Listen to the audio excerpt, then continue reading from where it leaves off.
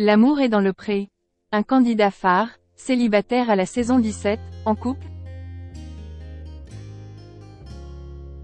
Un an après sa pathétique expérience dans l'amour et dans le pré, cet agriculteur semble enfin épanoui. Qui est l'heureux élu? On fait le point. Dire que ce candidat de l'amour et dans le pré regrette son parcours est évident. Heureusement, Cupidon a mis une autre femme sur sa route. Il y a une vie après l'amour et dans le pré. 18 ans que ça dure, et la magie de l'amour dans le pré ne semble de s'arrêter de fonctionner. En effet, malgré une poignée de déceptions sentimentales, les postulants arrivent à tisser des liens.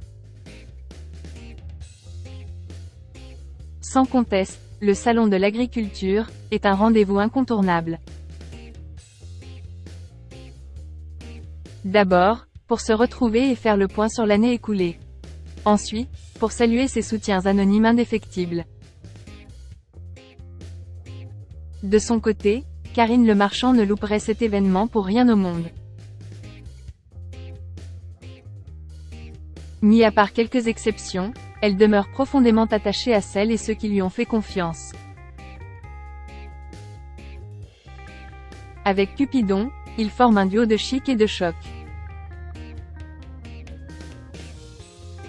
Rivalisant d'ingéniosité pour dénicher la pépite, ces deux-là ne perdent pas une miette des échanges réalisés sans la présence des caméras de l'amour dans le pré.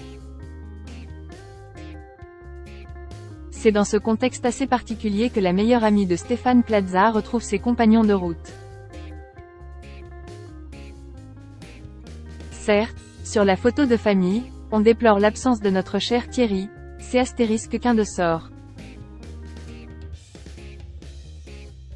Rassurez-vous, au parc des expositions de la Porte de Versailles, malgré les éventuelles perturbations dans les transports, ils viennent des quatre coins de l'Hexagone.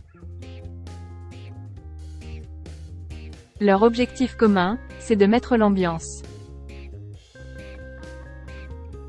Ah, si seulement l'équipe Obgeco pouvait se transformer en souris. Elle vous en raconterait tous les détails croustillants. Du cauchemar au conte de fées. Souvenez-vous, reconnaissable entre mille avec son chapeau de cow-boy, Alain Le Breton se démarquait nettement de ses collègues. Aussi, lorsqu'il convie Catherine et Marie-Ange chez lui, il se frotte les mains. Triste de ne pas avoir de compagne, il semblait prêt à faire des sacrifices. Hélas, ce n'était qu'une illusion. Tout d'abord, il atomise la première à cause de ses tatouages. Invitée à rebrousser chemin, elle prend la poudrée d'escampette sans trop faire de vagues. Désormais en tête-à-tête avec la seconde, il compte bien basculer de la théorie à la pratique. Pendant que la libido de sa prétendante est à son paroxysme, il lui laisse clairement entendre qu'il voudrait passer à l'étape suivante. Frustré par ce décalage, il balance. On n'est pas raccord du tout. Hier soir, je lui ai proposé de partager sa couche. Elle me dit, oui, mais on va vraiment dormir. Après une explication et une vaine tentative de recoller les morceaux, le couple réalise qu'ils ne sont vraiment pas sur la même longueur d'onde. Celui qui pensait que notre candidat de l'amour et dans le pré allait jeter l'éponge est bien naïf. Accompagné par une blonde pétillante, tel un diamant brut, la présente comme un trophée à tous les copains.